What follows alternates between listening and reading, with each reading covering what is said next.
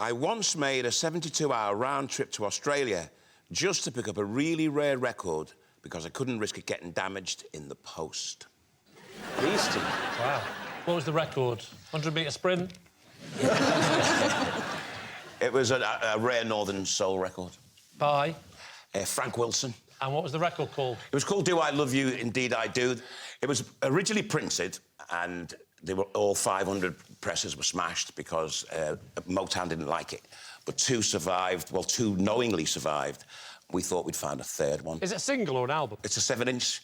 Sorry, but the flying all that way for a 7-inch doesn't seem like a very good use of time or money. Yeah. The one that we know of, that I know of, sold for £28,000, so it's quite... And how much were you paying for it? Well, we thought we could get it for about 9 grand. Where did you get it from? Was it from eBay or something? No, it was just from some research. And someone phoned up and said he thinks he's got a copy of it in Melbourne, Australia. OK. So I went over on Qantas. So when you got there, did the 3rd one exist? It did exist, yeah, but it was in such a bad state. It was like someone had glued it back together. So you couldn't play it? No, you couldn't play it, no. Craig, could you do a bit of the song? Do I love you? Do I love you? Do I... Oh, it was scratched, wasn't it?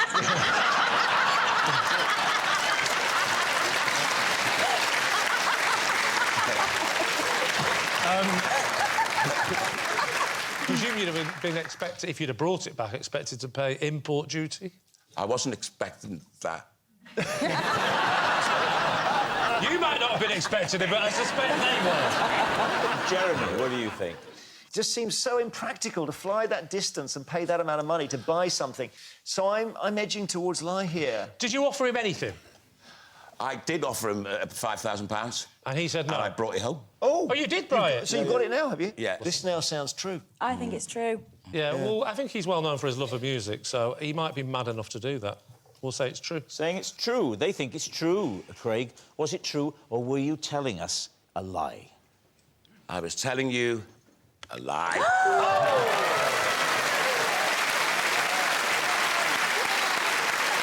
Yes, it's a lie. Craig didn't fly to Australia just to pick up a record. During my driving test, the examiner made me pull over because he'd spotted someone breaking into his house. Ran out the car and ran to the house that had a ladder on the outside because he thought someone was breaking into the house, which I later found out. Talk us through then what happens. He came back and said, no one's breaking into the house. It was the window cleaner. I've got a question for you. That house must have been empty, otherwise he wouldn't have been so panicky, correct? Quite possibly, I don't know. Where was the window cleaner getting the water? An outside tap? I would... All right, what are we thinking? Sue, what do you make of this? Well, you see, I'm just thinking the examiner could have actually liked the look of that house and said stop and dashed up because he probably thought, I just want to see if there's anything worth myself burgling. Oh, you thought he was a burglar? Yes. So you thought my examiner turned burglar?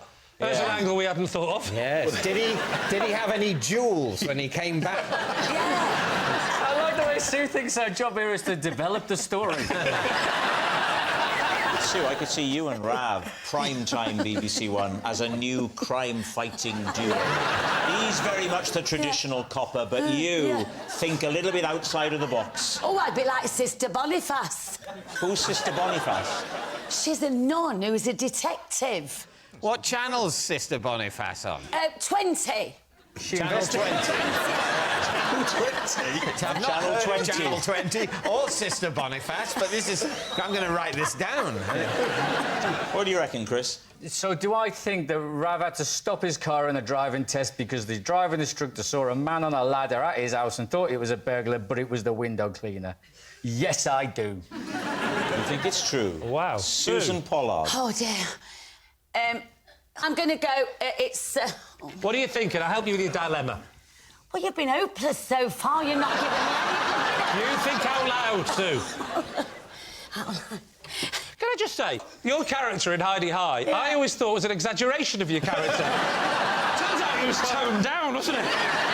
It is true. You say true. We'll say we'll take true. that. True. I'm going to go with my teammates and say it's true. OK. Rav, you've convinced them, but was it the truth or was it a lie? It is, in fact, a lie.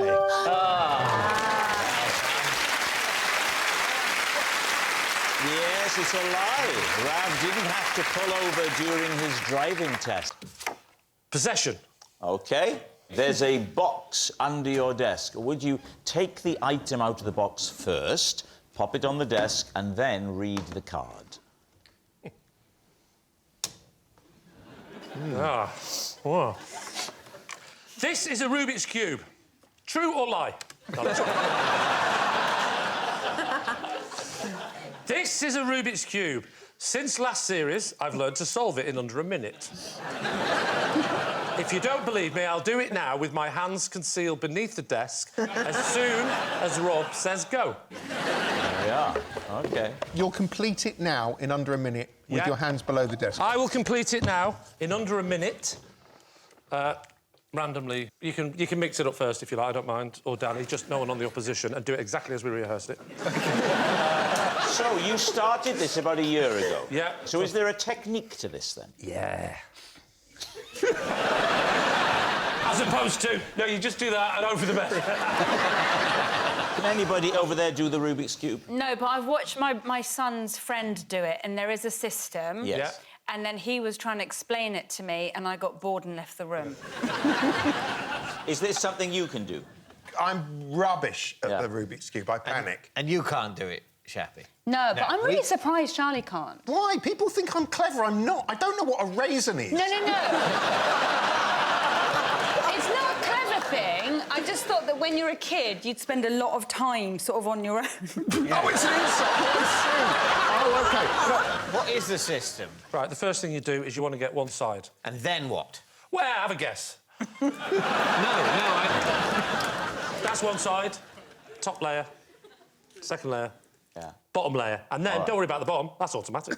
Because I've never been in a situation where you've done all five, but the bottom one's completely out of whack. David, do you have any more questions before I ask Lee to attempt the challenge? So, he does it, he keeps it under there, we say true or lie, and then he brings it up. OK, I'm ready. I don't like this kind of stunt. Lee, you have a minute. Are you ready? No. Would you please tell me when you're ready? I will.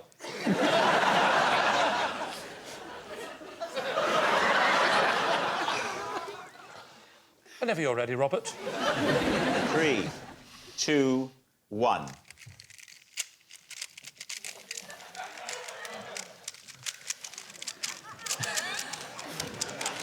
How long have I got left?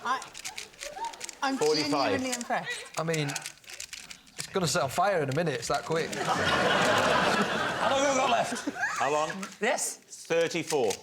34 seconds or 34 seconds gone? No! Don't mean 26, or does it mean 34? You had 34, but that's yesterday's news. We have to assume it's less time now. Wait! 20 seconds. No, make it a bit longer. Quick! How's it looking, Hannah? 10, 9, 8... Whoa! Whoa, he's done it in under. So, has he done it? Well, look, the other two definitely enjoyed watching him fiddle with his groin.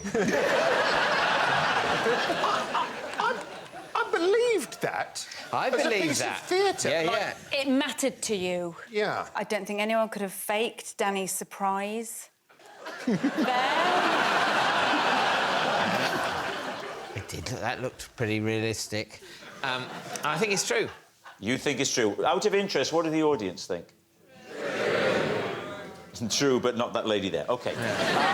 Lee, was it true what you just did, or was it a lie? Well, it was, in fact. Of course it's not true, you idiot.